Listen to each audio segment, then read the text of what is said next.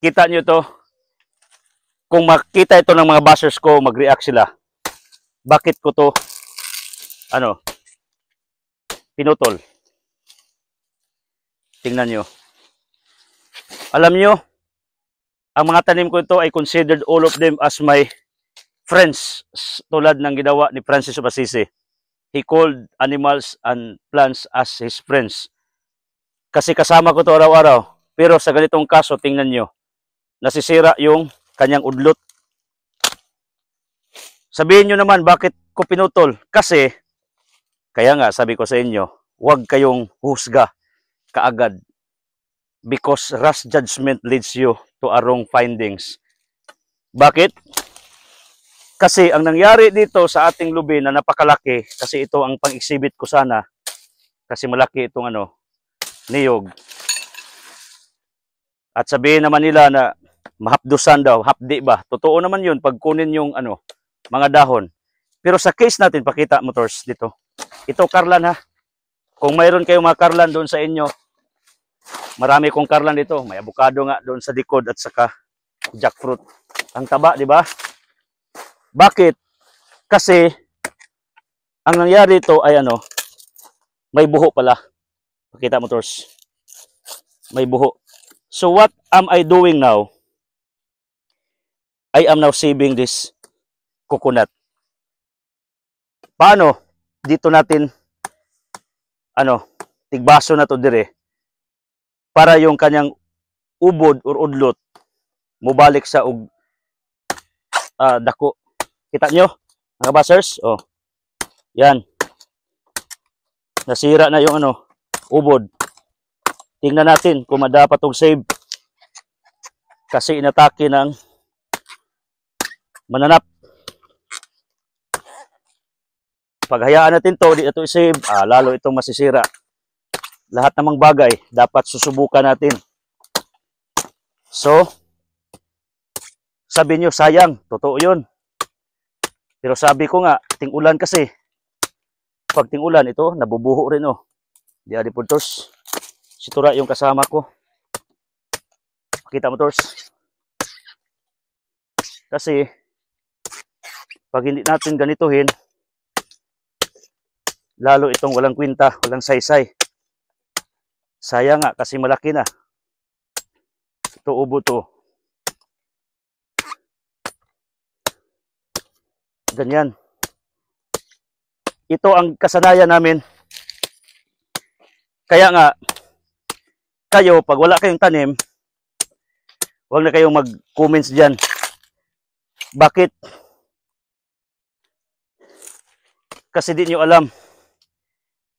Yung iba nga, kuni-question yung postura ko kasi hindi daw ako farmer. Totoo yun. Hindi ako nagtatrabaho talaga 24 hours or araw-araw kasi meron naman akong trabahante. Ning-graduate at ana. Tapos na. Naalala ko tuloy si Boy Tapang. May isang taong kumakain ng halublak, sinachallenge siya, sabi ng taong matanda, Boy Tapang, halika, kain ito yung halublak. Kung talagang matapang ka. Anong sagot ni Boy Tapang? Diya, tay, galing na ako dyan. Tapos na yung yugto na king buhay na kumakain ko kahit tae, bildo, lansang. Yun rin ang gusto kong sagot. Noon, when I was single, yung nag-aaral pa tayo, simpre, naranasan natin ang buhay sa bukirin. Pero as I grow matured, anong silbi yung naghanap ka ng pira? Then ikaw pa rin yung magtatrabaho tulad ng ibang content creators dyan na sila mismo nagtrabaho kasi wala naman silang pangsweldo. So, hindi ibig sabihin, kung hindi ako ngayon nakita ninyong nagbubungkal, nagtatrabaho literal, may iba rin. Sabi nila, joke daw ginawa ko kasi bakit hindi nila nakita yung workers ko na nagtatanim dito, bakit ako lang? Hindi ko sinabing ako nagtanim lahat dito. May mga tauhan ako nagtanim ng niyog at saka, ang laki ito 5 hectares, kita mo sa likuran, ang daming tanim. Ang ibig sabihin, not necessarily, na pag hindi ka 8 hours nagtrabaho sa lupain mo, hindi mo alam ang bagay-bagay. Ang totoo, I am the brain of this farming. Mayroon akong mga kamay dito, yung mga workers ko. Yung maintenance natin at saka on-call. Kaya nga, walang mangyari sa farm na to na hindi ko alam. Kahit yung may sira ganito, pag makita ito ng mga trabahante ko, di ka na-decide. Di sila pwedeng putlo nila, mga sila, brother, pinutol namin kasi inatake ng bakukang or anong insekto. Hintayin nila ang desisyon ko. Kasi, nag-aaral ako ng farming. Ganito, baka iba ang inyong mga learnings, understanding, kasi iba-iba tayo ng probinsya at bayan. Iba-iba ang ating paniniwala at kultura. Iba-iba ang ating kasanayan. Kaya nga, hindi pwede na ang inyo i-adapt ko at ang akin automatically lahat i-adapt nyo. Kung ano ang para sa inyong napaka-practical, napakadali, then go. Ang akin man lang, tips lang to, kung sakali na ma-apply sa buhay nyo. So how to save this coconut na malaki na inatake ng bakukang or di natin alam. Kinuha natin yung sira na ubod. Kasi dito naman sa ibabaw yung yung butas. So, bukas, tingnan natin, hintayin natin. Pag tutubo ito, mabuti. Pag hindi, again, by principle, dami kasi akong seedlings ito, papalitan ko. Yan ang nangyari sa ministry ko. Tandaan nyo, mga followers ko sa TV at radio, come and go yung mga followers ko dyan, mga benefactors ko. Salamat nga ako, silang mga Galamiton, silang Peregrina, silang mga Taan, Oy, mga Galintes, mga Raniua, silang mga Aragon, mga Castrudes, silang Aguilar, silang Bitangkor, silang Oblimar, silang Manzanares, at marami pang iba. They are staying in our ministry. Pero ang iba, come and go. Tulad ng tanim, come and go. Tulad ng mga kaibigan mo, come and go yun. Alis, pasok, hayaan mo na. Kasi hindi naman tayo sigurado sa lahat ng tao, atin to, or atin yung lahat. May iba magbitri sa atin.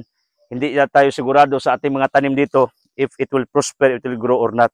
So tulad dito, sinubukan natin isalbar. Relationship goes that way. Pira goes that way. Health goes that way. Subukan natin isalbar. Pag hindi, bakit mo? Ipilitin. Yun ang totoo. Yung boss ko nga, may sakit, karamdaman yun. Pero, Boss John Seabor's everyday, the miracles of his life, that he's still alive. Nagbigay nga kami ng pagkain sa Tubod Montihag na yesterday. Kasama ang mga volunteers natin, kaming Binahar TV, Bing Balabat at marami pang iba, Carlos sa restaurant. Kasi, ganito, what you can do now, do it, do not wait tomorrow. Spend your life sa pinaka-the best na paggastas mo sa iyong buhay. Use your money for the best. So kung ano ang pwede mo magawa, do it. Pero yung mga bagay na hindi talaga uubra, hayaan mo. So again, gusto ko ipaiwatig ang nangyari sa ating big coconut ngayon.